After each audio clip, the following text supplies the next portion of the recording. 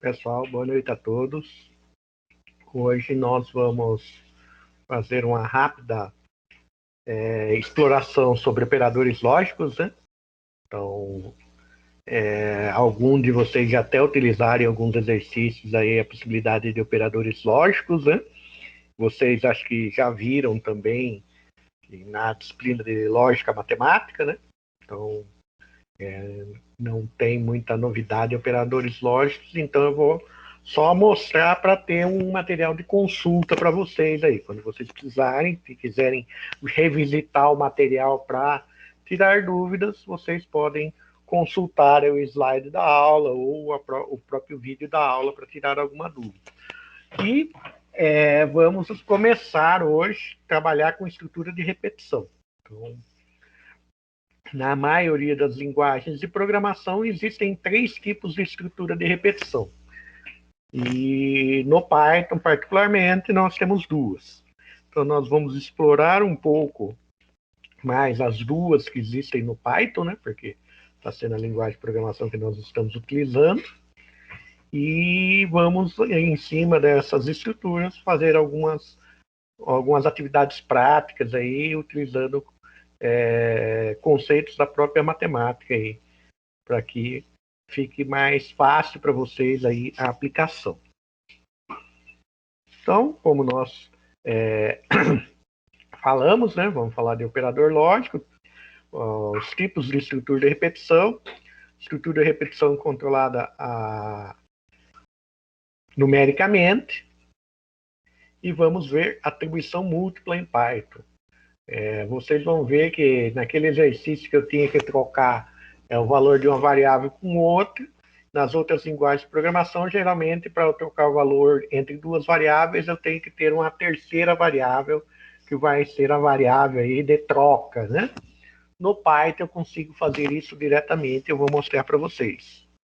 Mas eu não mostrei antes, justamente para vocês pensarem aí como se pensa nas outras linguagens de programação usando uma variável de troca quando eu quero trocar dois valores de variáveis.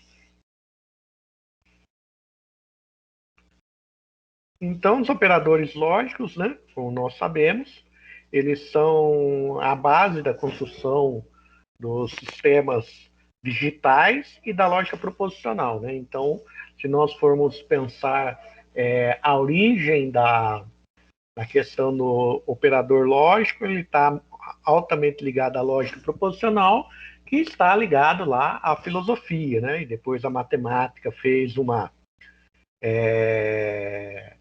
formalização disso de maneira mais matemática, mas nós pensamos em operadores lógicos dentro da filosofia, e isso foi sendo aprimorado ao longo do tempo.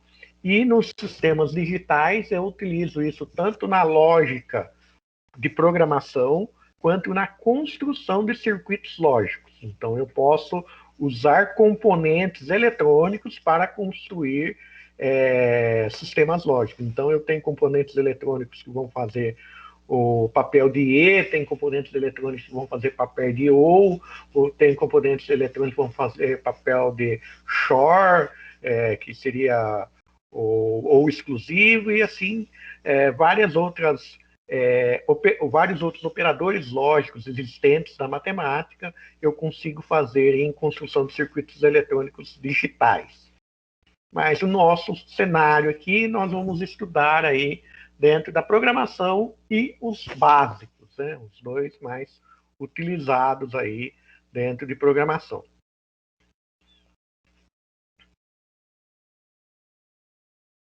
Então, pensando no exemplo de um operador lógico, né? Um operador lógico E. Se eu tiver um operador lógico E, todas as proposições que estiverem envolvidas, estiverem conectadas pelo operador lógico E, para que a expressão como um todo seja verdade, eu tenho que as duas proposições nesse cenário aqui tem que ser verdade. Então, se eu possuir R$ 20 e não estiver chovendo, eu vou ao cinema. Se eu não possuir R$ 20, eu vou ao cinema? Não. Se estiver chovendo, eu vou ao cinema? Não.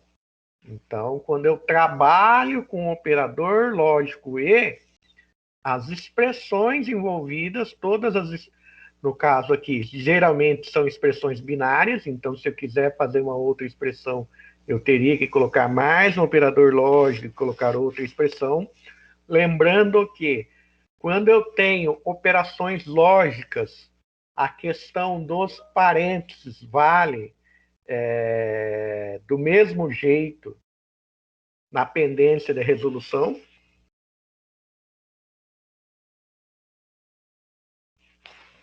Então, aqui, não entendi direito a sua pergunta aqui, Leonardo.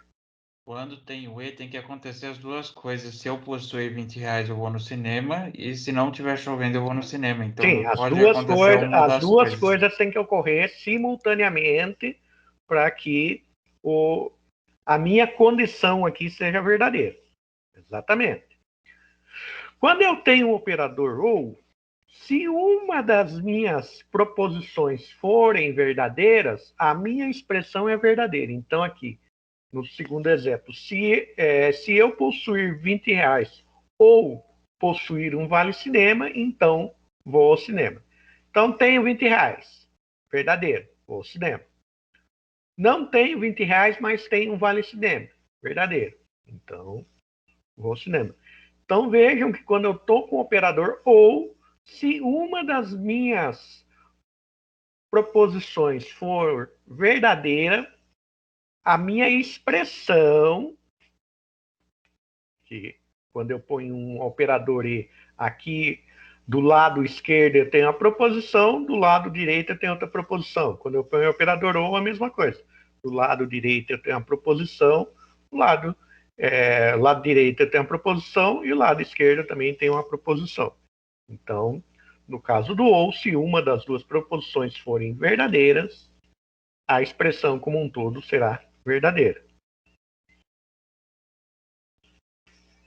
Então, quando eu uso um conectivo e, eu estou falando em conjunções. O símbolo matemático é esse como fosse um circunflexo aqui, né? E nós usamos geralmente uma proposição atribuída a uma variável, né? Então, por exemplo, a variável P, eu ponho a proposição Marcos é médico, e a variável Q eu ponho a Maria é estudante. Isso aqui vocês já devem ter visto lá no começo, quando vocês fizeram a disciplina de lógica matemática, né? Isso aqui é lógica matemática tudo, pura, né?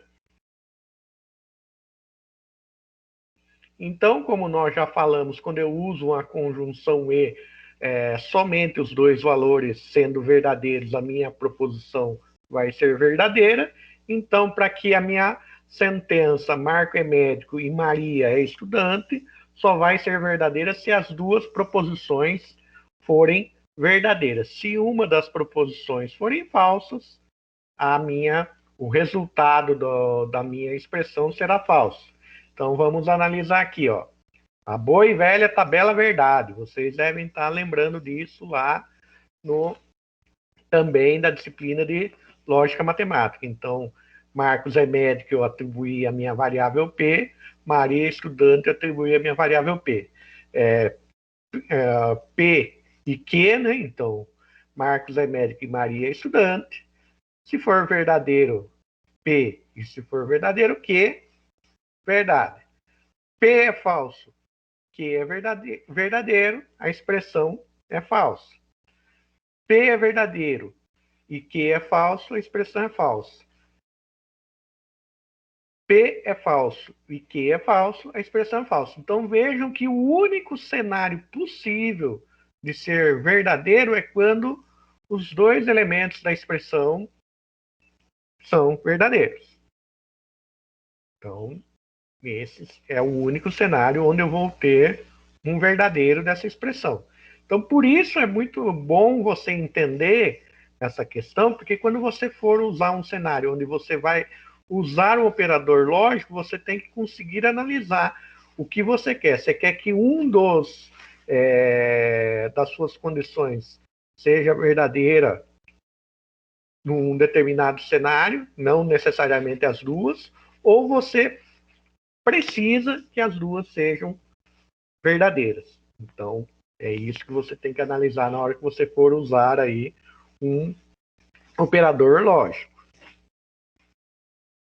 Vejam que se nós formos representar pelo diagrama de Venn, nós seríamos a interseção dos conjuntos, né? Então, somente o que existe dos dois lados, então somente o que é verdadeiro para os dois lados, então vai formar o meu conjunto de interesse, né? Então vejam que tudo que nós estamos falando aqui são coisas que vocês já viram em algum momento aí do curso, né? Não estou falando nenhuma novidade para vocês aqui. Simplesmente eu estou tentando reprisar um pouco. Com certeza vocês viram muito mais aprofundado do que tudo isso que eu estou falando. Eu só estou fazendo uma reprise só para que vocês tenham um material de consulta, né? Então vamos pensar aqui, ó. Por que eu tenho que ter parênteses? Pela ordem de resolução das minhas expressões. Então, eu resolvo os parênteses internos primeiro, então eu vou resolver essa expressão, isso aqui é uma expressão que vai me retornar verdadeiro ou falso. Essa outra expressão aqui é outra expressão que vai me retornar verdadeiro ou falso. E esta expressão como um todo aqui, ela vai me retornar verdadeiro ou falso. Então, vejam que idade maior ou igual a 60 é o meu P. Tempo de serviço maior ou igual a 25 é o meu Q.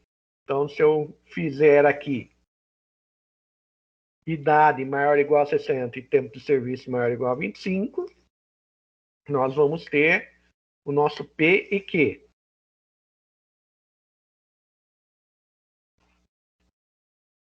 Certo? Então, o único cenário aqui que eu posso me aposentar seria com mais de 60, com 60 anos ou mais e com 25 anos de serviço ou mais, que isso mudou hoje em dia na nossa Constituição. Agora eu tenho que ter 65 e 30 anos de serviço, 30 anos de contribuição, né? Então, vejam que neste cenário eu resolvi essa expressão, daí essa expressão me retorna isso. Resolvi essa expressão me retorna isso. E o conjunto dessa expressão me retorna isso aqui. Então, quando eu vou fazer expressões que usam vários operadores, eu tenho que organizar aí. E na maioria das linguagens de programação eu tenho que pôr os parênteses justamente para organizar essa ordem de execução das minhas operações, porque eu posso ter diferenças dependendo de como eu organizo os meus parênteses nas minhas expressões. Então, a questão de organizar a minha regra de execução com parênteses é muito importante. E o conectivo ou de junção, né? Então, ele é representado por um símbolo que parece um V, né? E nós podemos ter o seguinte exemplo. Um pai promete para um filho, né? Que ele vai dar uma bola ou vai dar uma bicicleta. Ó, final do ano, fez tudo certinho, passou, tá tudo bonitinho, eu te dou uma bola ou te dou uma bicicleta. Então, seria isso, essa expressão, né? Eu te daria uma bola, uma bicicleta. Então, de antemão, o que nós sabemos por lógica? No final do ano, se eu der a bola, eu cumpri minha promessa, ou se eu der a bicicleta, eu cumpri minha promessa. Posso ser muito bonzinho e dar os dois ao mesmo tempo, também cumpri minha promessa, né? Então, se nós formos olhar aqui, ó, te darei a bola, te darei a bicicleta. Então, olhando aqui com o operador ou, dei a bola verdadeiro, dei a bicicleta verdadeiro. Então, P verdadeiro, Q verdadeiro. P ou Q verdadeiro. Não dei a bola, mas dei a bicicleta. Cumpri minha promessa, também verdadeiro. Então, P ou Q para F, para P falso e Q verdadeiro, também cumpri minha promessa. Dei a bola, então P verdadeiro. Não dei a bicicleta, então Q falso. P ou Q verdadeiro. Então vejam que a única situação onde usar um ou vai me retornar falso é se eu não der a bola e nem a bicicleta. Daí realmente eu não cumpri minha promessa. Então, vejam que nós já usamos essas figuras de análise proposicional no nosso dia a dia e muitas vezes nós não fazemos isso pensando muito, nós fazemos meio no piloto automático, né? Então é sempre importante quando vocês se depararem com um problema para resolver da lista de exercício ou qualquer outra coisa que vocês tiverem envolvidos com lógica, seja lógica matemática ou lógica computacional, que no fundo termina sendo quase a mesma coisa, é você parar e tentar alinhar as situações com os conceitos que vocês já viram. Então, lembrando que o ou seria a minha conjunção, então seria a mesma coisa que a minha união dos conjuntos, então tudo que tiver dentro desse conjunto que seria dar a bola seria verdadeiro e tudo que tiver dentro desse conjunto dar a bicicleta é verdadeiro. Então, se eu cumprir algo que está aqui, está verdadeiro, se eu cumprir algo que está aqui, está verdadeiro. Então, a única maneira de eu não ser verdadeiro é se eu pegar algo fora do meu conjunto aí. Então, vejam que até agora nós não vimos nada muito diferente. Pelo contrário, vocês teriam condição de me explicar melhor todo esse conceito, porque vocês já viram até com mais profundidade aí durante o curso. Então, um exemplo de programação, né? Então, esse exemplo de programação é legal pela questão de vocês entenderem um pouco aí a ordem de execução. Vejam que eu tenho vários parênteses. Os meus parênteses mais internos são aqui, vindo da esquerda para a direita, idade maior ou igual a 65, tempo de serviço maior ou igual a 30. Então, isso aqui, ó, se vocês pegarem, ele fecha um parênteses com ou. Então, aqui, ó, esses dois aqui, idade maior ou igual a 65 ou tempo de serviço maior ou igual a 30, é uma expressão lógica. Se isso aqui retornar verdadeiro ou falso, vai operar com esse ou que está no centro aqui. Só que esse ou que está no centro aqui, ele vai ter que esperar antes resolver esse conjunto de expressões lógicas que estão à nossa direita, né? Que é a idade maior ou igual a 60 e tempo de serviço maior ou igual a 25. Então, o que eu vou resolver? Primeiro, eu vou resolver idade maior ou igual a 65 ou tempo de serviço maior ou igual a 30. Então, vejam que eu até pus na tabela aqui, né? Então, idade maior ou igual a 65, tempo de serviço maior ou igual a 30, e pus essa operação aqui. Daí, idade maior ou igual a 60 e tempo de serviço maior ou igual a 25. Pus essa expressão aqui. Então, isso aqui também, essas duas coisas aqui, o meu operador E vai me retornar um resultado. E depois desses dois retornos aqui, ó, da terceira coluna e da sexta coluna, eu vou fazer a sétima. Então, depois que eu resolver essa expressão e resolver essa expressão vai me retornar um verdadeiro ou falso, que seria isso aqui, ó. Então, essa expressão vai me retornar um verdadeiro ou falso. Essa expressão aqui, ó, que seria essa coluna, vai me retornar um verdadeiro ou falso. E daí, com verdadeiro ou falso dessas duas expressões, que finalmente eu vou fazer o último. Então, aqui, no caso, ó, como é ou, a única possibilidade desse lado ser falso é se as duas coisas forem falsas. Aqui, como é e, as duas, a única possibilidade desse cara aqui, desse lado direito, ser verdadeiro, é se os dois forem verdadeiros. Vejam que, como esta final é ou, a única possibilidade dessa expressão como um todo ser falsa é se todos os pré-requisitos aqui, todas as minhas proposições aqui forem falsas. Então, Professor, você resolve o lado direito ou o lado esquerdo primeiro? Você tem que resolver como se fosse a multiplicação UE aqui, e depois você resolve o lado esquerdo. você sempre vai resolver uma conta da esquerda para a direita, certo? Sim, Só que perfeito. o que você vai resolver? Sempre os mais internos. Então, você vai resolver a expressão maior ou igual a 75, tempo de serviço maior ou igual a 30, certo?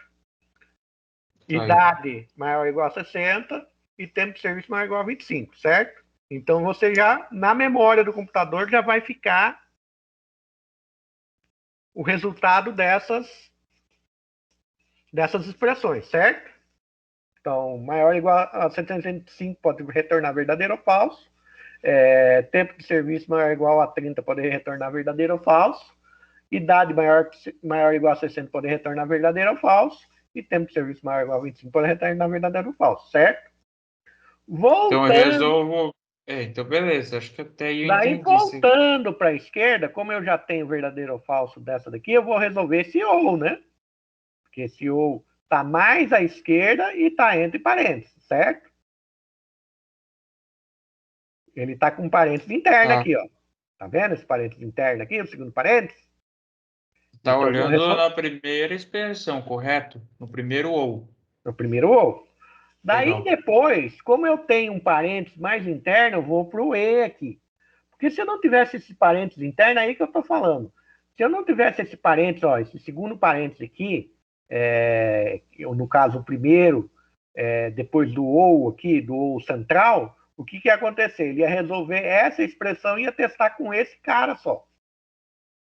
Ia testar com idade maior ou igual a 60. E não com o resultado da expressão. Ia testar com idade maior ou igual a 60 e depois que tudo isso retornasse, ele ia testar com esse cara. Por isso que eu tenho que ter os parênteses. Porque daí, ó, parênteses mais interno. Daí eu vou resolver essa expressão E aqui. Que ele está com parênteses mais interno. Eu vou Então tá, resolver a obrigado, professor. expressão Lembrei. E, daí depois resolver a expressão E, a expressão OU, daí que eu vou resolver a expressão OU mais externo. Então é que nem quando você usa chave, colchetes, todo aquele aparato quando você vai escrever aí uma equação para você dizer a ordem de resolução dela. Quando a É a ordem de mesma resolução. coisa se for pensar naquele exercício da lista anterior, né? Que tinha mais de uma função lá, você tinha que colocar eu ou, né? Para estar resolvendo esse problema.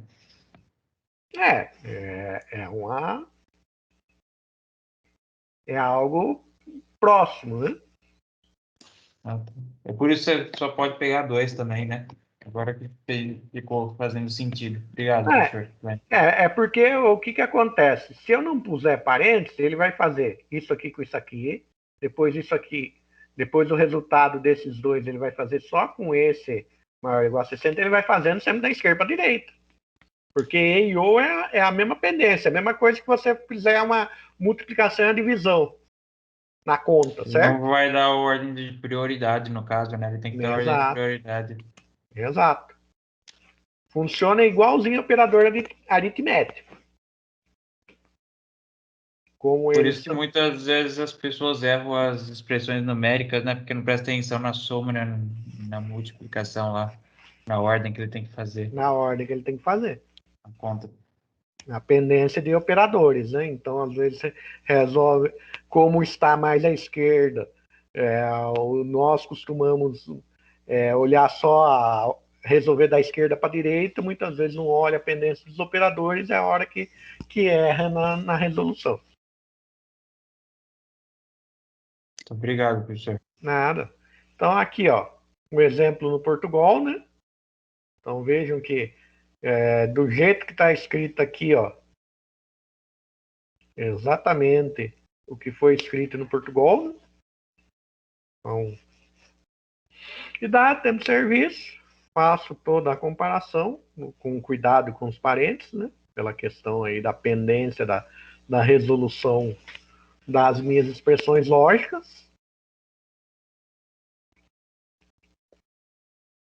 No Python também, a única coisa que vai mudar é o seu ou virar um OR e o seu e virar um AND. Também igualzinho, mesma questão dos parênteses aí, pela questão da resolução. Então, Python até escreve um pouco menos, porque você já usa aí a declaração, na própria declaração de variável, você já pode fazer a entrada de dados e pode mostrar a mensagem. Então, nos ajuda a escrever menos em Python, né? E no fluxograma também, mesma coisa, usando os termos aí em inglês, né? OR e AND, do mesmo jeito que eu faço no Python. Então vejam que a minha condicional aqui, toda a parte condicional aqui, fora o if e fora o dois pontos, é igualzinha aqui no fluxograma.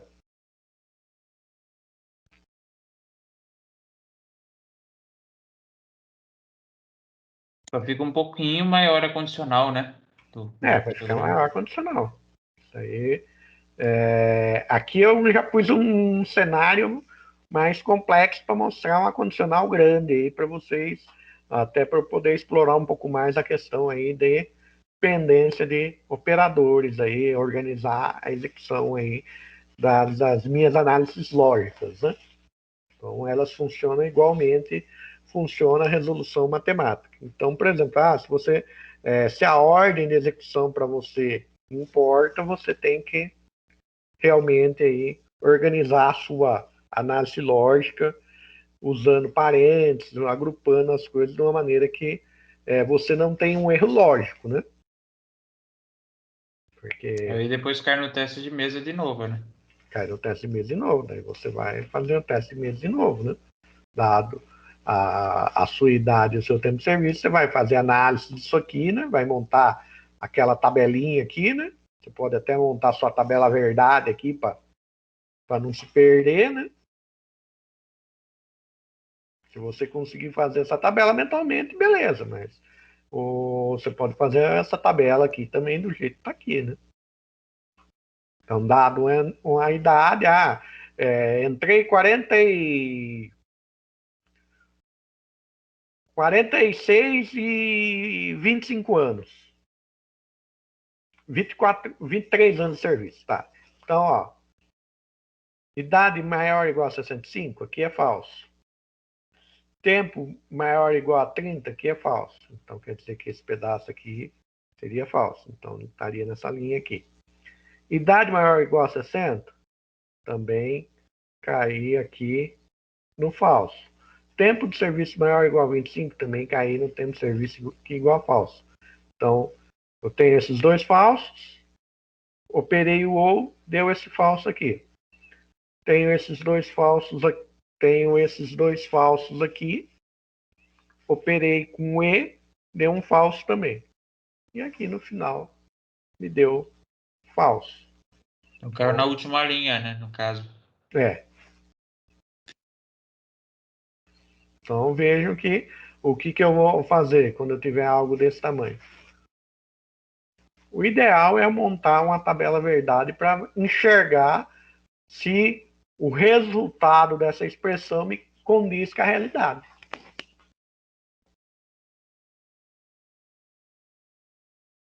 E às vezes eu falo para você, muitas vezes a gente confunde. E ou, se você não fizer pensar, às vezes, com calma na hora de você montar a sua expressão, você cai em algumas armadilhas aí. É fácil sim, cair mesmo.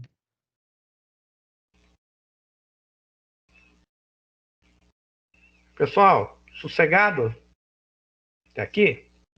Que não tem nenhuma novidade, né? Eu só trouxe uma abordagem bem superficial do que vocês já estão acostumados aí nas disciplinas de matemática para a computação, né?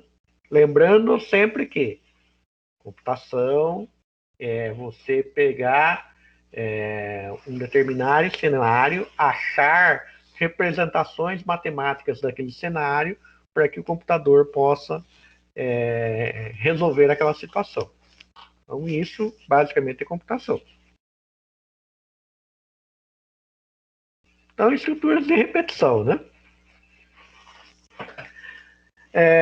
Muitas vezes, quando nós vamos resolver um determinado problema, a gente tem que executar a mesma sequência de comando várias vezes, né? E essa sequência de comandos para iniciar e para parar, ela pode estar associada a uma determinada condição. Então, se eu quero calcular, por exemplo, a tabuada de um número, eu tenho que multiplicar aquele número várias vezes, né, de 1 até 10. Então, quero multiplicar, fazer a tabuada do 2.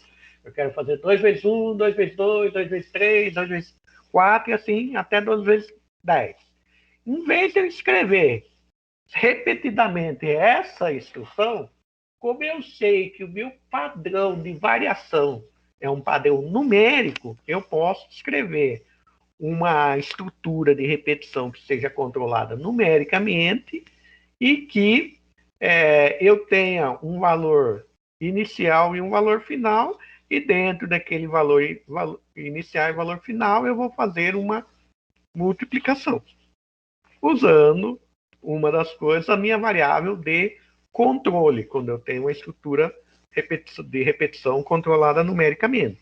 Então, vocês vão ver como que isso vai funcionar. Então, isso dentro da literatura é conhecido também como laço de repetição ou como loops.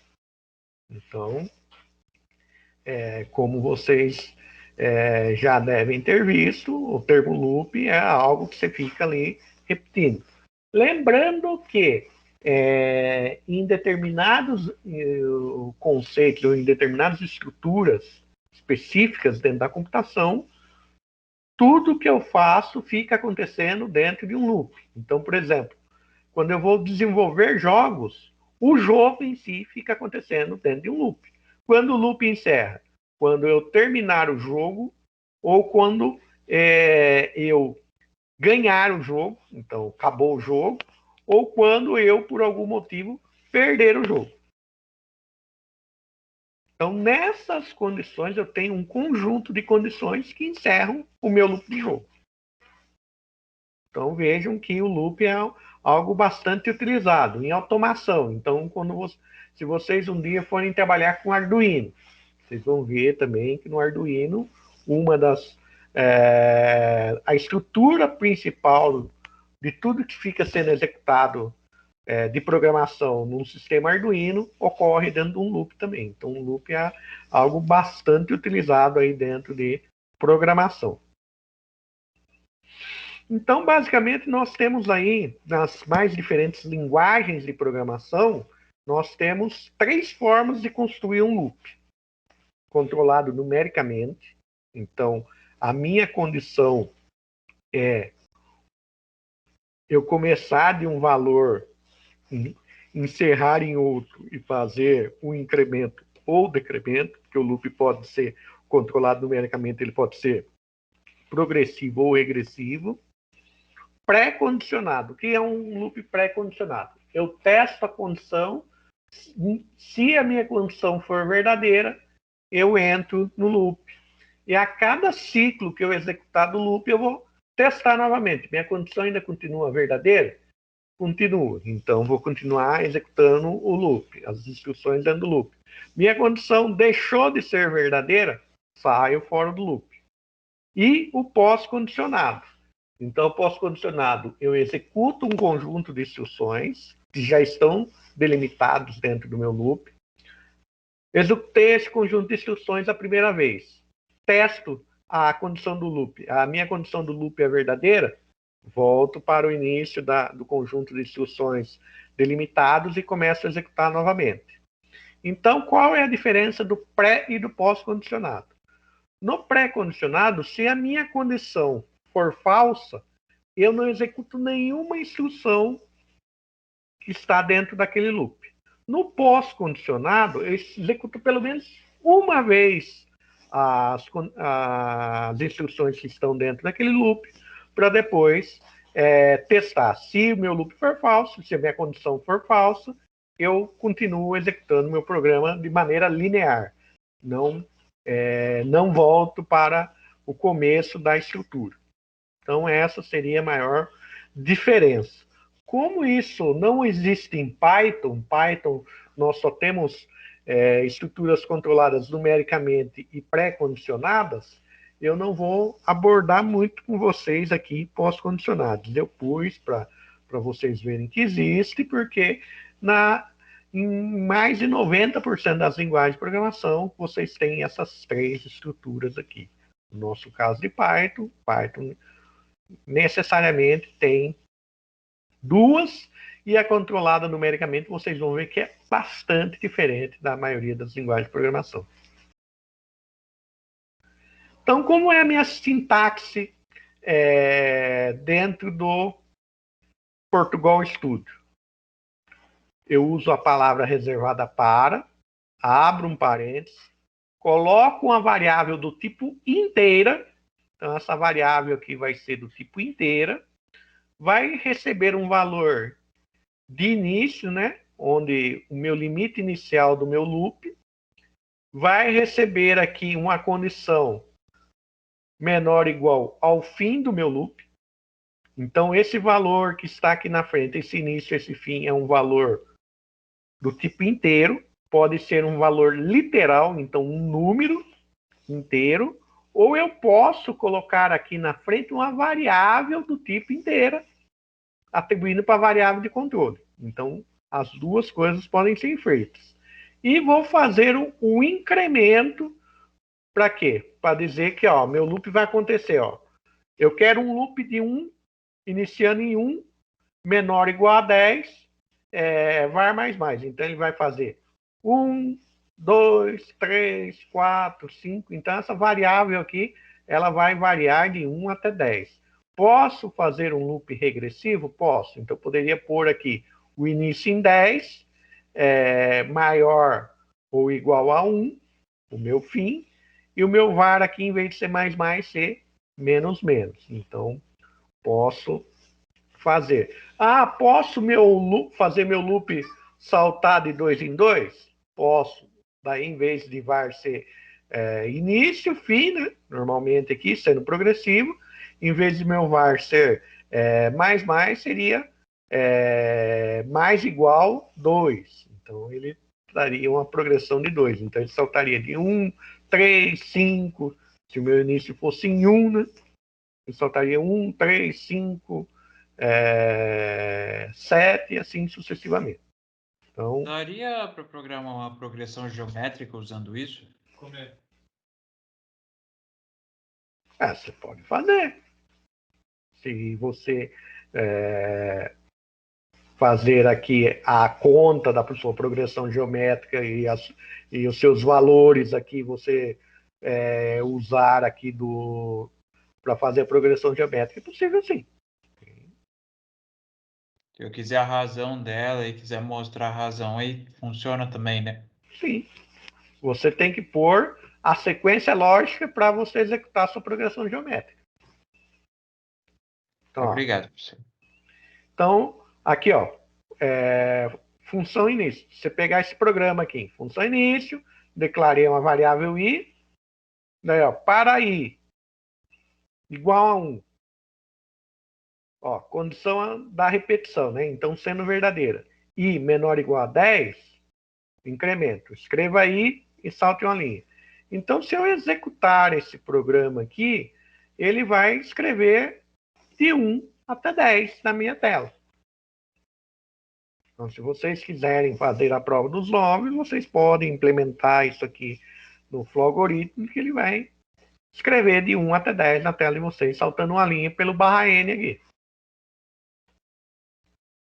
Se você quiser fazer uma contagem regressiva, você faria de 10 e menor ou igual a 1, enquanto i maior ou igual a 1, e menos menos. Então, seriam as duas possibilidades aí. Então, brinquem com esse exemplo aqui, testem esse exemplo para vocês aí enxergarem o que está fazendo. Então, imagine se eu não tivesse a estrutura de repetição e eu falasse para vocês escreverem um programa aí para escrever do número 1 até o número 10 na tela soltando uma linha. Vocês iam ter que fazer esse escreva aqui 10 vezes. Né? Legal, 10 vezes é pouco. Se eu fosse mais chato, eu quero que vocês façam um programa que escreva de 1 até 1000 na tela. Vocês teriam que escrever 1000 vezes. Ó. Professor, Oi.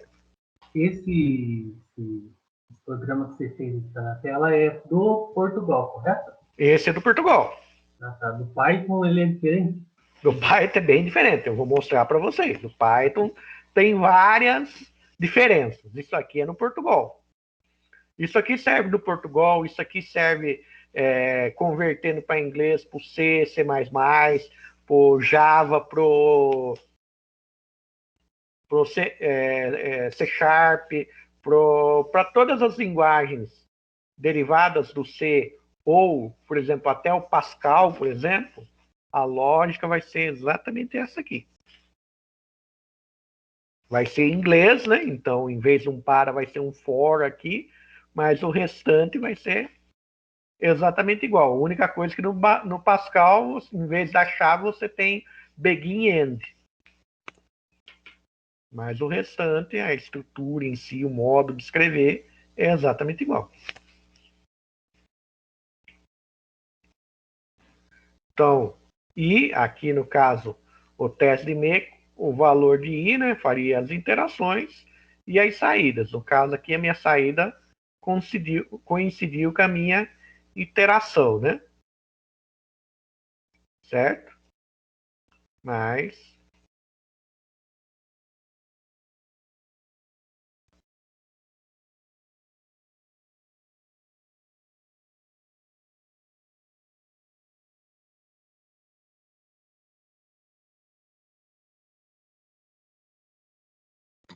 Você falasse para colocar de 1 até 1 milhão, aí você ia ser chato se fosse para fazer sem repetição, hein? sem repetição, entendeu? Impossível. Então aí, por isso que eu falo para vocês, tudo que vocês perceberem que existe um padrão, a ideia é você olhar um cenário, detectar o padrão, e em cima daquele padrão você efetivamente construir a sua repetição.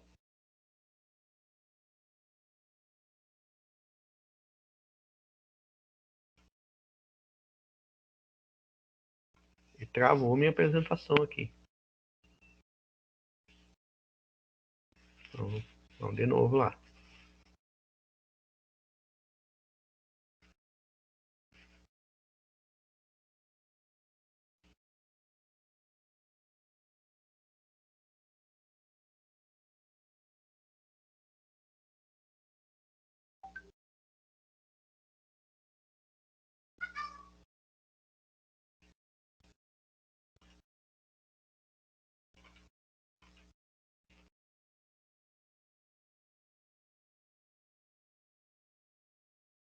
Vamos ver se vai agora.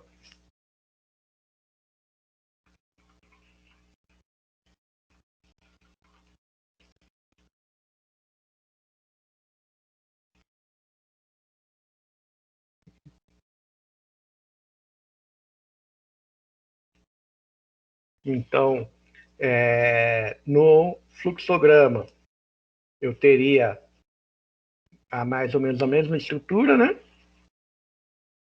Então, a variável, o início, né? A minha variável, início, fim e o incremento. Isso aqui seria no fluxograma convencional. No Flow Algorithms, eu teria essa aqui, essa estrutura aqui, né? Teria essa estrutura aqui. Então, aqui tá, como estava em português, português de Portugal, ele pôs esse símbolo, mas se a gente usar português brasileiro, ele vai ficar o sinal de igual. Então, I igual 1 até 10. Na hora que você abrir, criar usar essa peça e abrir aqui os parâmetros dela, você vai perceber que tem todos esses, para declarar a variável, declarar o início e declarar o fim, se ela vai ser progressiva ou regressiva, a execução. E. Professor, Oi. esse verde aí, esse é o for, seria esse é o para? Ou não é possível? Na verdade, Isso aqui seria um for, né? Aqui o I seria uma saída de tela do meu I. Seria, ó, esse mesmo exemplo aqui, ó. Esse mesmo exemplo aqui, certo? Se eu for transcrever ele no fluxograma, ele ficaria dessa maneira aqui. o meu for seria essa parte laranja aí, né? A estrutura do seu for seria essa parte laranja aqui. Ah, tá. E aqui seria a parte interna dele. Então, onde está o próximo aqui, enquanto isso aqui for verdadeiro, né? Próximo, próximo, próximo. Na hora que não for, vem para frente aqui. Então,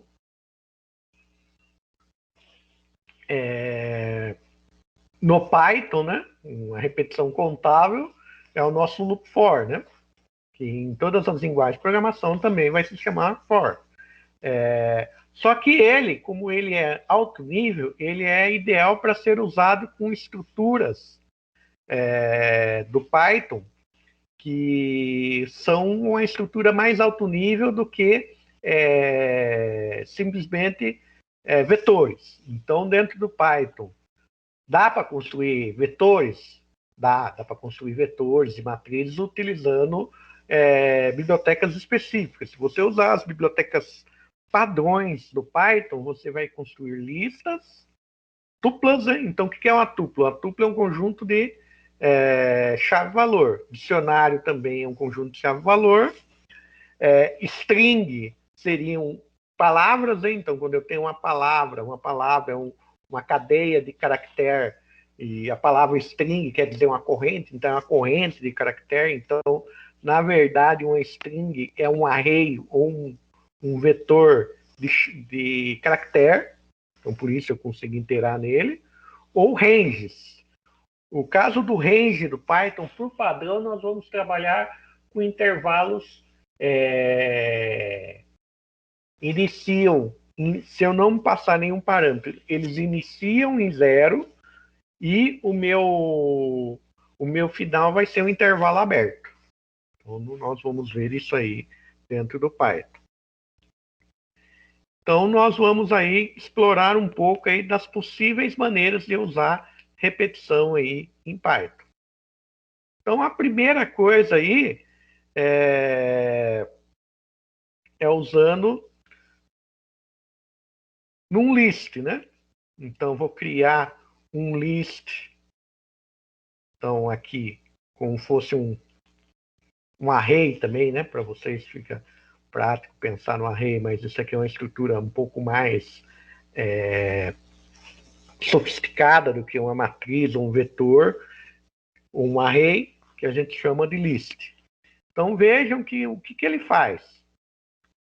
Na hora que eu faço, ó, for para uma variável x, que é a minha variável de controle, em frutas, ele vai entender que frutas é uma lista com um conjunto de valores, ele vai jogar cada um desses valores dentro de x. Então, automaticamente, ele já vai fazer a contagem de quantos valores tem aqui e ele vai executar para mim aqui a impressão.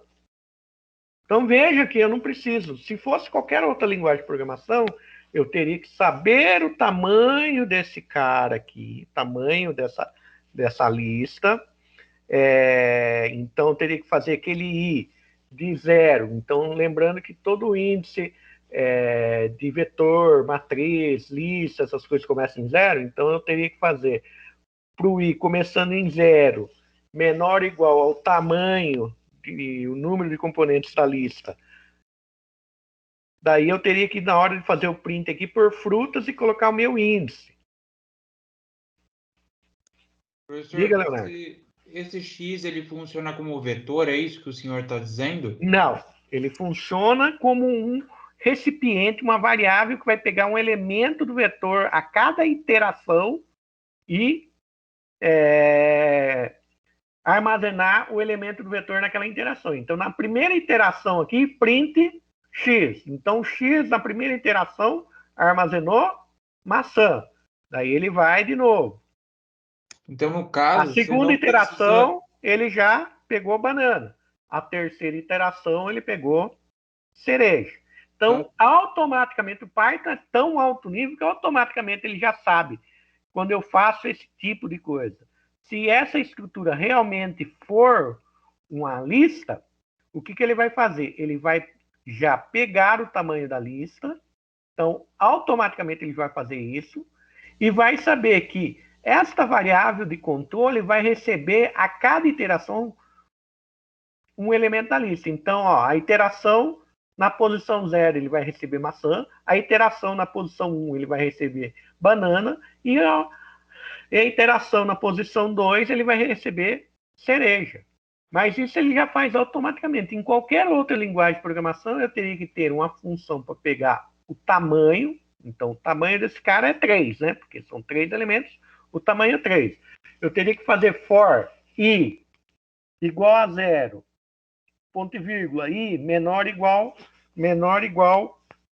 a, no caso aqui, o tamanho da lista. I mais, print, daí aqui dentro, onde está X frutas, abriria colchetes e poria I. Por quê? Para ele pegar o índice. O Python não precisa nada disso. O Python já faz direto. Ele abstrai tudo isso. Toda essa lógica ele abstrai. Então, para quem de outras linguagens de programação, às vezes, entender esse conceito é muito doido. Então, você não precisa da entrada no X, né? O X, ele o X é a minha variável de controle do meu for. Ah, tá. Então, ele é só variável. Neste caso, neste cenário, ele está fazendo isso. Certo? A minha variável de controle no for dentro de Python, ela pode ter várias funções dependendo do que eu estou manipulando. Entendeu? Sim, obrigado, professor. Nada. Professor. Oi. Só para ver se eu entendi. Essa questão da variável de controle que você está falando seria aquela parte em que você vai dar por exemplo, um limite a ele. Por exemplo, naquela parte de 1 até 10. O X ele faria essa função. Ele vai identificar a quantidade de variáveis que está naquela questão lá das frutas e ele automaticamente vai identificar que é 1 até 3. Exato. É isso, então? Só que o X, em vez de ele me retornar o número neste cenário, o que ele vai me retornar? O conteúdo da minha lista. Entendi. Por quê? Porque para mim o que é mais importante, o conteúdo da minha lista ou a posição? Para mim, neste cenário é o conteúdo da minha lista, né? Poderia inverter, né? Ele ter outra importância, né? Sim, daí você teria outras implementações. Por isso nós temos um monte de implementação de for dentro do Python. Cada um para resolver cenários diferentes, escrevendo menos. Então, por exemplo, for x em banana. Então, eu passei uma cadeia, um conjunto de caracteres aqui, né? Então, o Python já identificou que eu tenho 1, 2, 3, 4, 5, 6. Então, quer dizer, esse for vai acontecer 6 vezes e a cada iteração ele vai pegar uma posição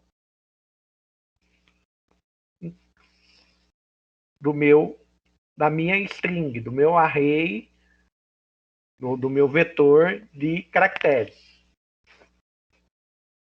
Certo? Então, o Python, nessa parte, é muito alto nível, porque se fosse em outra linguagem de programação, eu teria que criar uma variável, armazenar o valor banana, fazer uma função para eu desmembrar, transformar essa variável num array de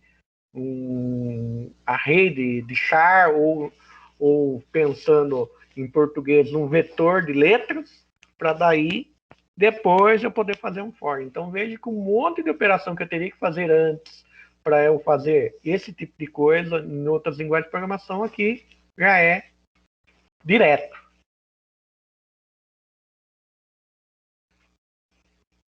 Então vejam que eu tenho aqui dicionário. Dicionário é uma estrutura, aqui ó, frutas underscore favoritas. Dicionário é uma estrutura que eu tenho uma chave. Então aqui o primeiro valor à esquerda é a minha chave, 2 pontos, o valor para aquela chave. Então, João gosta de maçã. No segundo conjunto de chave-valor, então, chave Maria, banana. Então, Maria gosta de banana. Então, terceiro conjunto de chave-valor, Luiz, cereja. Então, Luiz gosta de cereja. Nesse cenário aqui. Então, o que nós podemos fazer aqui? Nós podemos visualizar a lista das chaves e a lista dos valores. Então, por isso eu fiz aqui for nome. Então, eu criei a variável nome. Até agora estava trabalhando com x, mas eu quis pôr nome, certo? Então, nome em frutas favoritas ponto key. Para quê? Para acessar somente as chaves. Então, daí o que ele vai fazer? Ele vai me retornar valor de todas as chaves existentes. Lembrando que uma estrutura dessa não existe chave sem valor e não existe valor sem chave. Sempre tem que existir esse conjunto chave-valor. Nós vamos explorar essas estruturas nas próximas aulas com mais profundidade, não se preocupe. Então, aqui, imprimir. Aqui embaixo, o mesmo cenário, só que em vez de imprimir a chave, eu imprimi os values. Os values também na ordem que eles foram determinados aqui. Então, eu poderia até fazer aí algumas brincadeiras com esse tipo aí de interação. Professor, nessa parte eu não entendi como ele reconheceu o nome, depois reconheceu a fruta.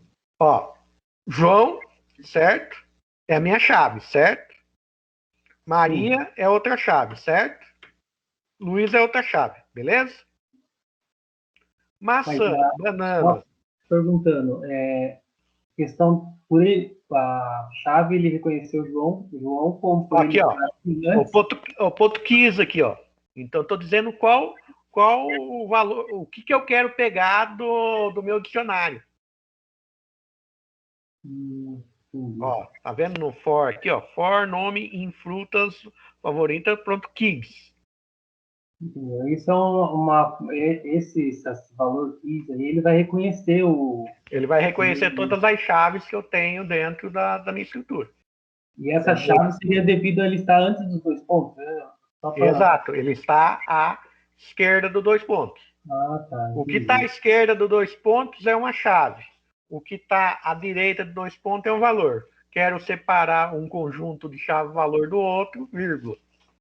Então, na verdade, eu tenho 3 conjuntos de chave-valor aqui. Então, tenho o conjunto de chave-valor, chave João, valor maçã. O conjunto de chave-valor Maria, chave, banana, valor. Luiz, chave, cereja, valor. Entendi. Obrigado. Beleza? essa chave pode ser qualquer coisa, pode ser número, pode ser um array, pode ser uma série de outras coisas, pode ser até um outro dicionário aqui dentro. Então, quando nós falamos aí em banco de dados NoSQL, os bancos de dados mais modernos, eu trabalho muito com esse tipo de estrutura. Então, aqui, com a função range, né? Então, aquilo que eu falei para vocês, intervalo aberto. Então, intervalo aberto de 0 até 6. Se é um intervalo aberto, com final aberto, certo? Então, eu vou de 0 até 5. Então, ó, 0, 1, 2, 3, por quê? Porque é um intervalo aberto. O último valor não entra no meu intervalo. Então, aqui, quando eu falo em range em 6, o que ele vai fazer no meu print aqui, na minha variável de controle? Ele vai pegar o primeiro valor, que é 0, imprimir o segundo valor, que é 1, e assim até 5. Como é intervalo aberto, 6 não entra no meu for aí. Porque no caso ele está considerando 0, né, professor, lá? Quando eu faço só isso aqui, ó. Tá. Quando eu faço só isso aqui, eu estou iniciando meu intervalo em 0, certo? Posso dizer onde vai começar meu range? Posso ter um intervalo que a gente chama de semi-aberto ou semi-fechado? Posso. Aqui seria um intervalo semi-fechado, né? Porque eu estou assumindo que o meu intervalo inicia em 0, desde o 0 até 5, porque o 6 não entra. Mas eu posso fazer o intervalo dessa maneira aqui, ó. Meu intervalo é fechado em 2 e aberto em 6. Então, o início do meu intervalo é fechado e o final do meu intervalo é aberto. Então, eu vou imprimir 2, 3, 4, 5. Então, no caso, o range ele está representando o intervalo, seria isso? O intervalo. Tá. E esse intervalo, ele por padrão, se eu omitir, ó, veja que posso fazer só isso. Então ele já entende, ele já subentende que o meu intervalo começa em 0, subentende que é um valor aberto, é intervalo aberto no final, e subentende que o meu passo para cada iteração vai ser 1. Ó, toda aquela estrutura que nós fizemos, i igual a 0, por exemplo, se eu fosse escrever da outra maneira, para i igual a 0, i menor ou igual i menor que 6, i mais mais. Então, se eu fosse escrever isso aqui usando o Portugal Studio, eu estaria fazendo assim, para i igual a 0, i menor que 6, i mais mais, entendeu? Veja quanta coisa você deixou de escrever por no range 6 aí. Você corta um monte de coisa, né? Dá mais trabalho no Portugal lá para. Porque o que acontece aqui é muito alto nível, só que se você não entender o conceito que está por trás, você não consegue usar todas as funcionalidades, porque você tem as outras funcionalidades. Então, por exemplo, aqui, ó, veja que eu tenho a funcionalidade de dizer o início do meu intervalo, o meu início é fechado e o meu final aberto. Então, ó, fui de 2 até 5. Certo? Perfeito, obrigado. E posso fazer também o meu intervalo progressivo ou regressivo dando o quê? Início do meu intervalo, final aberto do meu intervalo e o meu passo regressivo. E eu poderia fazer isso aqui progressivo também, passar esses 3 valores. Eu poderia dizer que o meu range começaria em 1 até 10, e o meu passo seria mais 2, por exemplo. Ou 2. Passo 2 quer dizer que eu vou estar subindo de 2 em 2. Então vejam que aqui fiz uma contagem regressiva. Então, iniciei em 9, o meu intervalo aberto é -1, então se o meu intervalo aberto é -1, eu paro em 0. E o meu passo está sendo regressivo. Está sendo de -1. Então vejam que tudo que eu consigo fazer lá no Portugal Studio, eu consigo passar aqui também. Então, se eu não entendo a ideia dos parâmetros que eu tenho no para, no for, nas outras linguagens de programação, eu começo a me embananar aqui no Python. Eu não entendo o que ele está fazendo, porque ele é muito alto nível. Você escreve pouco, mas ele tem toda uma conceituação por trás desse escrever pouco. Já é bem avançado, né, no caso. Como ele é muito voltado à matemática, gente, então ele abstrai muita coisa da matemática já. Ele já joga mais para o alto nível. Então, por exemplo, quem usa Python tem que entender esses conceitos de intervalo aberto, intervalo fechado, intervalo semiaberto, intervalo semifechado, todas essas coisas aí para que não fique perdido aí na hora de configurar aí, na hora de escrever um comando para ele. Atribuição múltipla em Python. Isso aqui é algo muito, muito, muito legal. E muito doido, porque só existe no Python. Então eu tenho a variável x e y. Eu quero atribuir o 10 para x e 20 para y. Então se eu puser x,y igual a 10,20, ele vai entender automaticamente que esse 10 vai ser atribuído para x e que esse 20 vai ser atribuído para y. A ordem que estiver à sua esquerda do sinal de atribuição vai ser a ordem que ele vai colocar o que estiver à direita do seu sinal de atribuição. Isso aqui é uma das coisas que só existe em Python. E eu posso fazer dessa maneira entre parênteses também. O que é legal, lembra aquele exercício que eu dei para vocês, A e B, receber A e B? E se A fosse, e se B fosse maior que A, vocês tinham que trocar?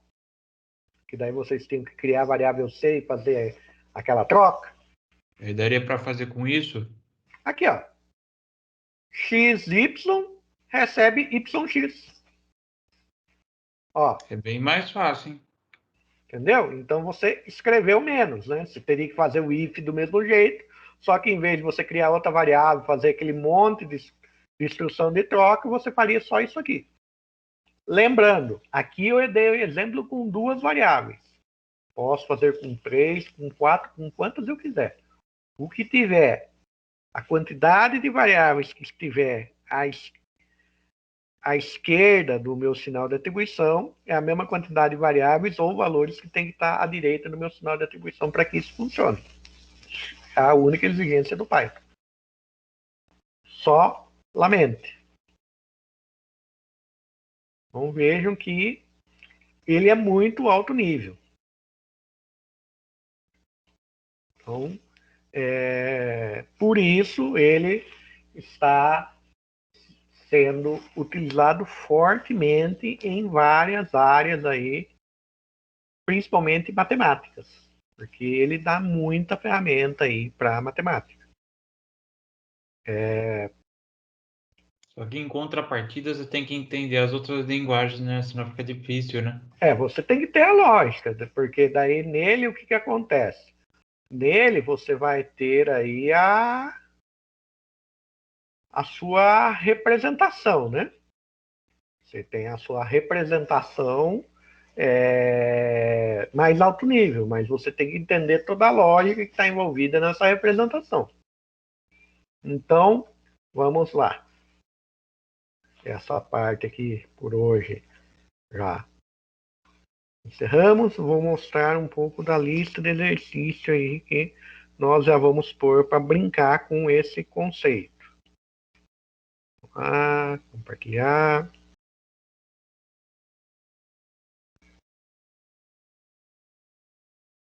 Todo mundo está enxergando minha tela? Sim, professor, perfeitamente. Então, beleza. Então, aqui é a nossa lista de exercício 5. Uma lista de exercício 5 que abriu hoje para vocês. Pus até o dia 16, mas depois, qualquer coisa, se for necessário, a gente estica um pouco mais o prazo aí. Então, ó, bem matemático o negócio, ó. Dado somatório, ó. I igual a 1 até N, eu vou fazer um somatório de 1 dividido por I, né? Sendo que o meu N aqui vai ser informado pelo meu usuário, né? Então, o somatório, ele já tem uma cara que você já sabe o que é, né? Que estrutura que eu vou usar aqui para construir o meu somatório? Você vai ter que usar a estrutura de repetição, porque você tem o I aí, né? Sim. Então, quer dizer, aqui é uma estrutura de repetição controlada numericamente. Então, todo somatório é uma estrutura de repetição controlada numericamente. Vamos pegar dele primeiro. Ó, primeiro exercício é a mesma coisa. Ó, dado somatório. Já pus aqui algo. Você bateu o olho, você sabe mais ou menos o que você tem que fazer. O valor de N vai ser dado pelo usuário e a sua expressão aqui. O que você vai ter que fazer? Uma variável para ir acumulando o quê? A soma de 2 vezes I, né? Então, você, dentro do seu somatório, a única coisa diferente dessa representação que vai ter é uma variável lá, uma resumo, qualquer nome que vocês queiram fazer, que vai ficar o quê? Acumulando as somas, né? Então, I na primeira passada vai ser 2 vezes 1, 2. Na segunda passada, 2 vezes 2, 4. Então, vai somar, a variável anterior vai ter armazenado 2, com mais o 4 que passa, né, na segunda iteração, vai somar e vai assim sucessivamente. Eu quero, a saída vai ser o resultado final.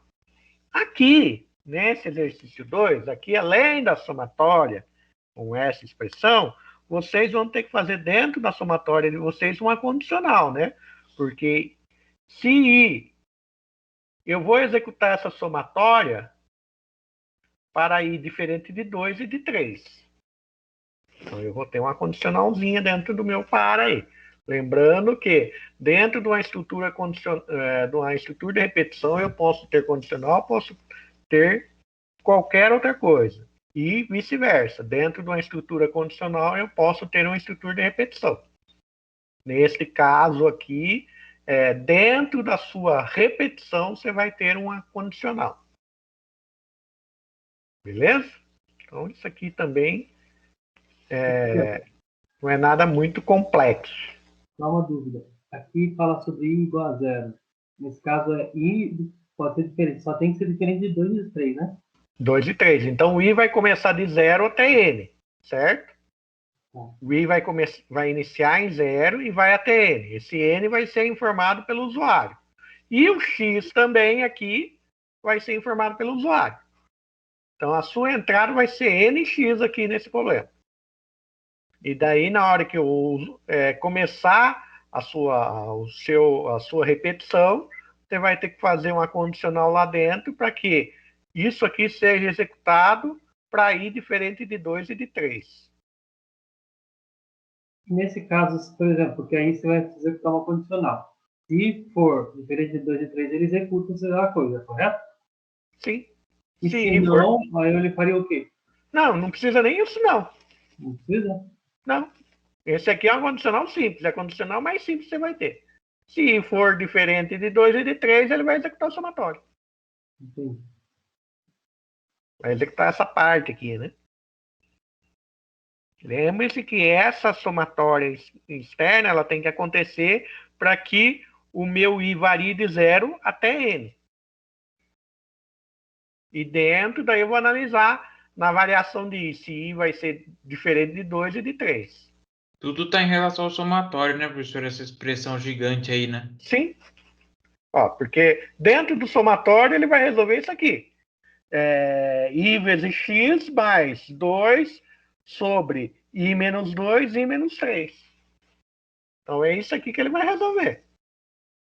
E aqui embaixo é um vezes, né? Então, Só i, uma questão, quando ele for fazendo a repetição, a repetição ele vai estar somando com o i, correto? ele vai estar somando a expressão que está aqui, ó. Não, tipo, vai, por exemplo, porque, por exemplo, eu faço o programa, aí vai estar, o i, por exemplo, ele vai alterando de acordo com a repetição, ou não? Sim, ele vai alterando, ele vai variar de acordo com a. Ele vai ser o índice da minha repetição, né? Entendi. Então, você vai ter que ter mais uma variável, no caso, para armazenar os valores, né? Porque nesse caso, quando eu for fazendo a repetição, não sei se seria o correto, por exemplo, quando chegar no 2, o i no 2, ele teria tipo, que pular. Ele teria que pular o 2 e o 3. Entendi. É só fazer uma condicional que ele já vai fazer isso por você. Lembrando que a condicional eu posso fazer a condicional usando operador lógico, né? Então, para i diferente de 2 e para i diferente de 3, aí eu faço a soma. Beleza? Sim, entendi. Sim. Então, aqui, somatório, né? Somatório de i elevado a quarta. Mesma coisa também. Então, i começa em 1, o n aqui vai ser informado pelo meu usuário e eu vou acumular aí os i's elevado à quarta de acordo com o meu n.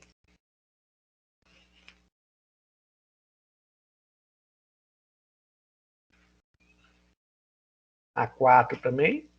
Então, aqui, como nós usamos repetição numérica, todos os exercícios aqui eu procurei ter uma carinha aqui, basicamente somatório. Só os 5 e os 6 que eu vou fazer um pouco diferente. Então, 5 aqui. A tabuada, né? Então, o usuário vai informar o número, né? O número 2, por exemplo, ele vai fazer a tabuada do 2. Então, ele vai montar aqui a minha saída, vai ser com essa carinha aqui. Também não é nada muito complexo de ser feito, pelo contrário, bastante simples de ser feito aqui.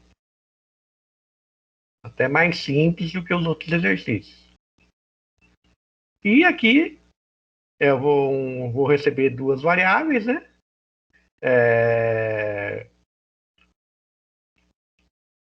Vou verificar qual dos dois números é maior, criar uma escritura repetição que faça a soma entre o número menor até o maior. Então, por exemplo, ou do menor até o maior, aí vocês vão ver como vocês vão estruturar a repetição de vocês. Então, a soma entre 25 e 30 então, 26, 27, 28, 29 e 30, somando todos os valores, vai dar 165. Seria como se fosse um somatório também aqui. Certo? Então, esses seriam aí os 5 exercícios aí da nossa. Os 6 exercícios da nossa lista 5 aí. Então, dá para a gente tomar um café, né? E daí, 15 para as 9, nós voltamos. Eu fico de plantão aqui, né? Se vocês tiverem alguma dúvida quanto à resolução da lista, eu vou dando umas dicas, né? Vou tirando as dúvidas. E vocês aí vão já começando a trabalhar na lista, beleza? Então, como vocês já tinham pedido, eu reduzi um pouco o volume da aula para que na parte do nosso tempo de aula a gente já tivesse para que começasse aí a resolução da lista. Beleza, pessoal?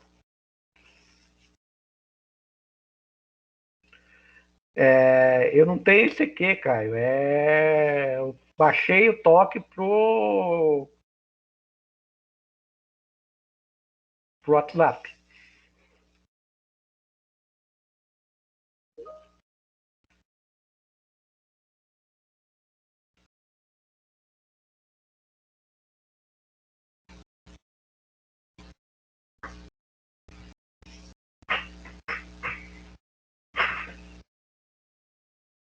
Pessoal, atendendo o pedido do Leonardo, eu vou fazer a primeira junto com vocês. Eu vou mostrar a primeira aí, resolver a primeira, daí para vocês terem base para as outras. Então vamos lá. A primeira questão é o somatório aqui de 2i, certo? Então vamos pegar isso aqui e fazer primeiro no Portugal Studio. Então vou declarar um inteiro e vou Professor, chamar o minha... senhor não subiu a tela, professor. Ah, tá. Peraí, deixa eu subir a tela. Professor, Oi. depois de você fazer, eu só tiro uma dúvida. Eu só fiquei numa dúvida de uma coisa. Quando você disse na questão da variável de estar aberto ou fechado, por exemplo, eu estava fazendo a última lá, eu coloquei no Python de 1 a 10, não considerou 10. Nesse caso, eu teria que colocar de 1 a 11, correto? Ou não? Exato, exato. Né? Ah, tá. É Então, por tá causa bom. do intervalo final ser aberto. Ah, então tá bom. Obrigado. Beleza. Então vamos lá. Só a primeira aqui, né? Então nós temos uma somatória de i até n para 2 vezes i. Então vamos resolver isso aqui. Primeiro no Portugal Studio. Então no Portugal Studio, criei duas variáveis aí, i e res. E o n também, né?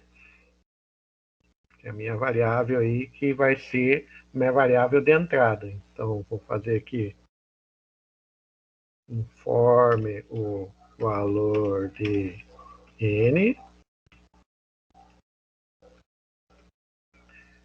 leia n, e a partir daqui eu já posso fazer a minha repetição. Para i, no nosso caso aqui, ó, como começa em 1, o nosso i vai ser igual a 1, ponto e vírgula, i menor ou igual a n, ponto e vírgula, e mais. Abro uma chave, né? Então, como é uma estrutura, eu abro a chave, o que eu vou fazer? Eu vou fazer aqui res mais igual. O res aqui tem que ser igual a zero, né? Porque eu estou começando com a soma, então tem que pôr o fator neutro da soma, que seria o zero, mais igual a 2 vezes i. Beleza? Então, e no final, então escreva só para mostrar o meu resultado. Então, já fiz um teste de mesa aqui com valor 5. Se a minha conta tivesse, se o meu algoritmo tiver certa, res tem que sair aqui no final como 30. Então, beleza. Então, isso aqui seria a minha resolução. Vou até salvar aqui, né?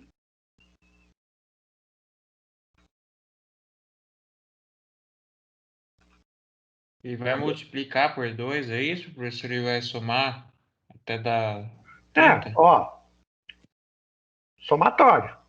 2i. 2i eu estou multiplicando, certo? Se é um somatório, eu estou falando que de i até n eu estou somando essa operação. Estou somando o que está aqui dentro, certo? Então, o que está aqui dentro é 2 vezes i. Como que eu acumulo as somas? Através dessa variável aqui. Então, se eu fizer 2 vezes i, ó, então vamos pegar aqui o exemplo aqui, ó. Para 5, ó, vai ser 2 vezes 1 mais 2 vezes 2, que vai ser isso aqui, que vai ser isso aqui. Então, o nosso somatório usando com 5 vai ser esse cara aqui, concordam? Ó, 2i. Então, ó, 2 vezes 1, que é a minha primeira passada. 2 vezes 2, que é a minha segunda passada. 2 vezes 3, somando. Então, eu vou ter igual a esse cara aqui, que vai dar isso aqui. Então, como que eu vou armazenar as minhas somas consecutivas? Usando a minha, usando a minha variável res aqui, certo? Então, por isso que eu tenho. Então, o que está dentro do somatório é essa parte aqui. Isso aqui tá subentendido no meu somatório, né? Aí, professor, no I++, aí ele está dizendo que o I ele deve somar mais um, correto? Correto. Isso mesmo. Se eu quisesse, por exemplo, colocar o I, ele tem que somar mais 2. Aí eu colocava I mais 2? Se eu quisesse pôr 2, então seria mais... Opa. Mais igual 2. Ah, tá. Isso aqui vale. Entendi. Daí ele vai... Então, por exemplo, só para comentar esse cara aqui.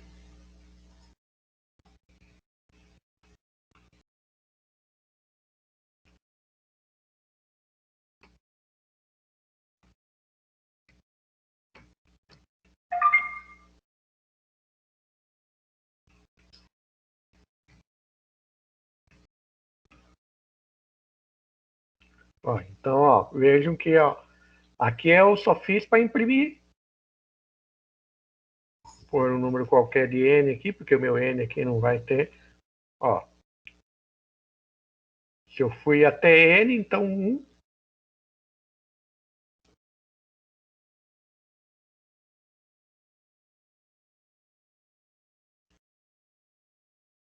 E depois 0, porque eu...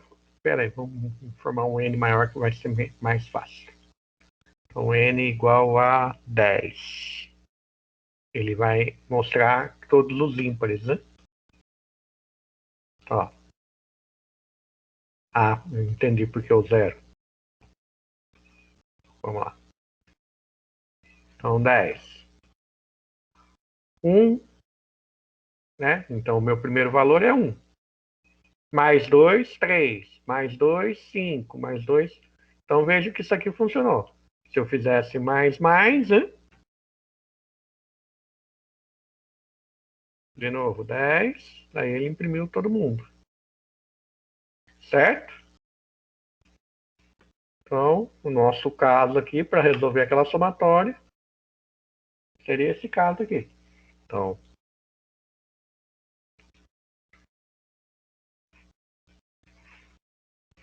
por 5, 30. Beleza.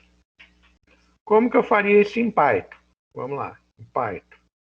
Mesma coisa, n recebe int input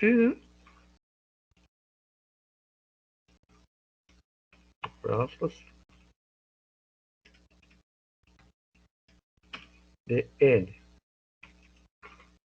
certo? Vou fazer um res igual a 0 para inicializar a variável, certo? Daí eu vou fazer o meu for i in range. Daí meu range começa de 1, né? Vírgula n mais 1. Porque o meu pai está em intervalo aberto. Então, eu tenho que pôr mais 1 para ele executar até o meu intervalo. Certo? Então, 2 pontos. Daí, o que eu vou fazer? Res mais igual 2 vezes i. Print.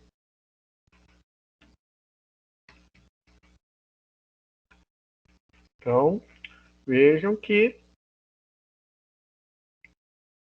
o para nas outras linguagens eu escrevo dessa maneira. Sendo um for dentro do Python, posso escrever aqui onde eu começo e qual é o meu intervalo aberto. Por isso, mais 1. Se eu quisesse colocar o passo, eu poria vírgula, o passo aqui. Como o meu passo está subentendido, não preciso aqui no Python. Isso aqui vai funcionar. Então, se eu der um play aqui, forme o valor de N, 5, aqui o 30.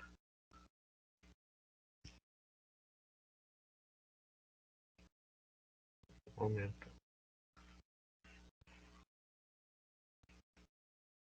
Certo? Então, isso aqui resolveu também. Vejam que a lógica mudou o quê? Só como eu represento aqui no Python o meu for. Se fosse em qualquer outra linguagem de programação, também teria muito próximo do que nós fizemos aqui no Portugal Studio. No algoritmos, eu vou fazer o seguinte.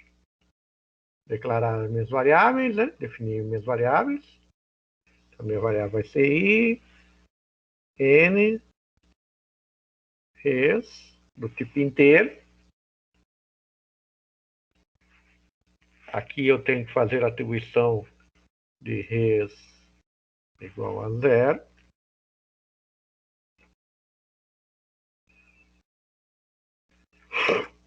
Fazer a entrada de N. Daí aqui, já vou fazer aqui, ó. Vejam que eu tenho aqui a repetição. Para. Então, variável de controle. Variável I. Valor inicial, 1. Valor final, N. Sentido se é crescente ou decrescente, no nosso caso é crescente, com o passo aqui. Feito isso. Então, o que eu vou fazer aqui dentro? Vou fazer a atribuição. Então, res é igual res mais 2 vezes I.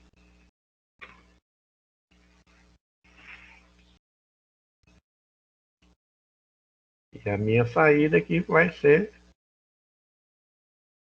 res. Se eu não fiz nada errado, declarei, a pedir a entrada de N aqui. Vou fazer o mesmo processo, ó, o mesmo valor, 5. Ó, vejam o que ele está fazendo aqui, testa aqui, ó, vai ficar até a minha variável I,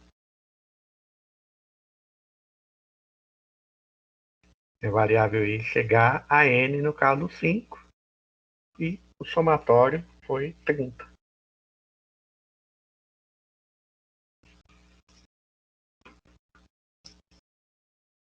Então, esta mesma lógica aqui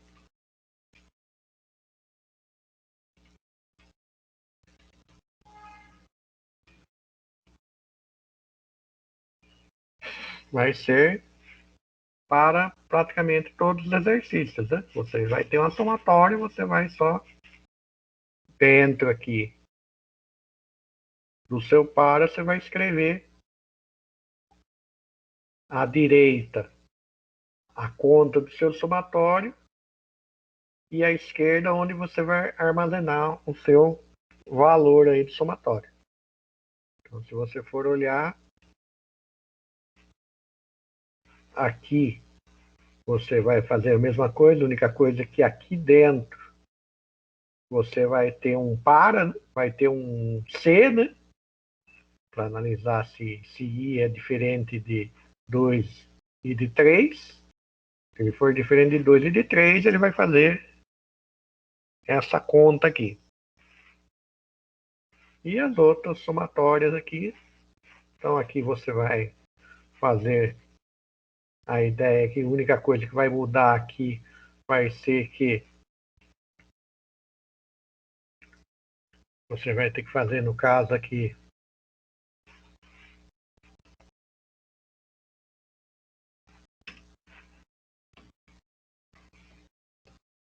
Daria para fazer sem biblioteca, professor?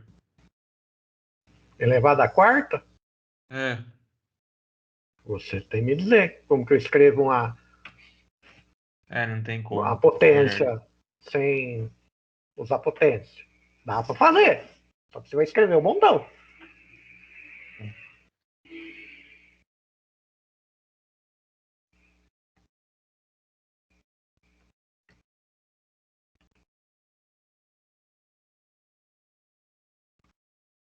Então aqui você vai fazer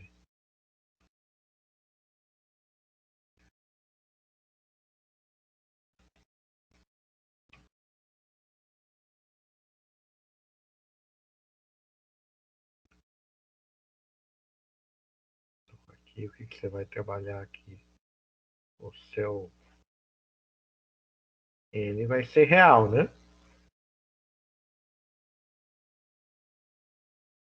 Não precisa. Base I.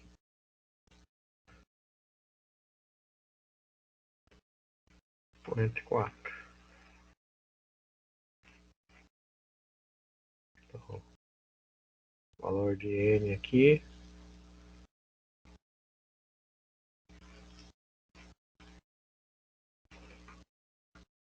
Então, vejam que A1 e A4, A1 e A3, a lógica é muito parecida. Você vai tocar somente parte da sua linha aqui. Professor, só mais uma dúvida. Na verdade, não é uma dúvida, é o que eu estou meio que enroscando. Então, só para confirmar, o que vai ser implementado nessa rodada, que não for dado, é o I, correto? A cada rodada que for indo, ele vai acrescentando, correto? Ó, é igual isso aqui, ó. O I que está incrementando. Pense na somatória de vocês. É a lógica da somatória. A somatória não tem o começo e não vai até N. Então, no caso aqui, ó, a minha somatória não começa nesse valor, não vai até N. Por exemplo, Exatamente igual que está aqui, ó. O que está aqui, eu escrevi até aqui. nesse exercício, por exemplo, aí elevado à quarta. Eu, por exemplo, eu vou colocar duas vezes aí no N. Aí seria I1 vezes elevado à quarta, mais 2 elevado à quarta, mais 3 elevado... Por exemplo, se eu colocar 3 elevado à quarta, seria isso, né? É, porque isso aqui vai se repetir. Então, por exemplo, eu poderia fazer um print aqui, ó. Só para você ver, ó.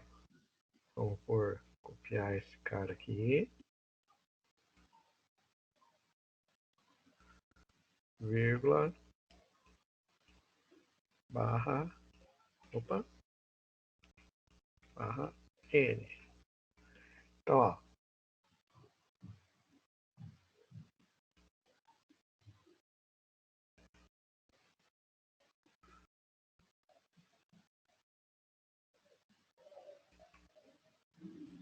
Então, se eu puser 4 aqui, ó. 17.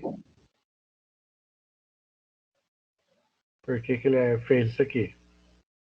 Porque ele fez, ó. 1 elevado à quarta é 1. 2 elevado à quarta. E assim ele foi fazendo. Entendi. Agora entendi o que você está falando. Então, ó, se eu der um print, escreva I,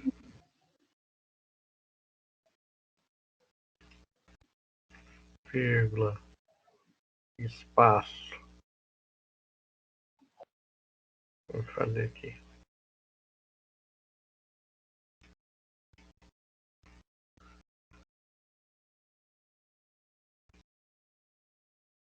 Ó, o que ele vai fazer para mim aqui? Vou comentar esse cara aqui no final. São 4. Aí, ó.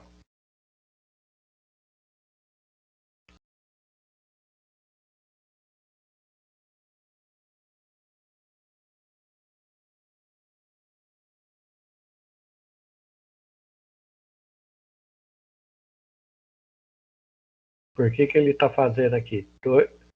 O que eu poderia fazer aqui? Em vez de eu imprimir isso aqui, que está saindo o meu resultado errado, eu tenho que imprimir esse cara aqui, né? Para mostrar o seu resultado certo para vocês aqui. O Rê está somando. Eu não quero mostrar o res, eu quero mostrar... Aí, agora sim. 1 elevado à quarta, 1. 2 elevado à quarta, 16. 3 elevado à quarta, 81. 4 elevado à quarta, 256. Então, se eu pegar... Vamos fazer aqui...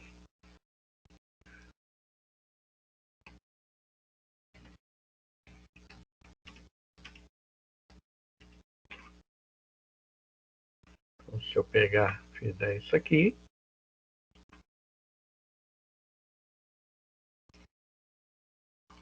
De novo, 4.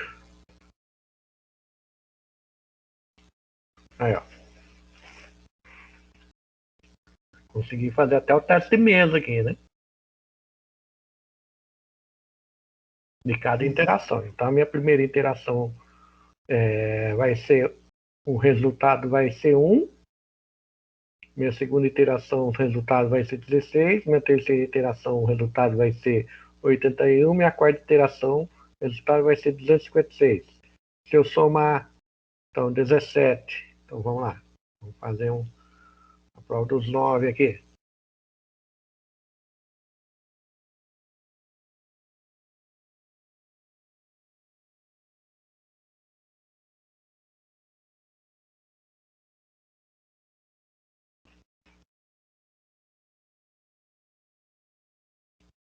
Então, 1, 16, 81, 256. Igual soma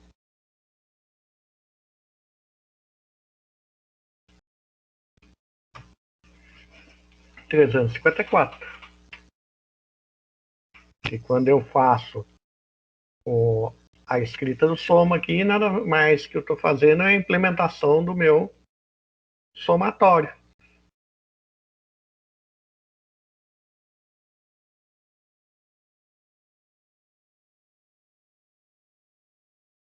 Obrigado, professor. Ajudou bastante. Deu para ter uma noção do que era. Não tinha nem noção. Obrigado. Nada. Pessoal, mais alguma dúvida? Agora eu entendi, para mim tá certo. Beleza. Obrigado. Eu que agradeço.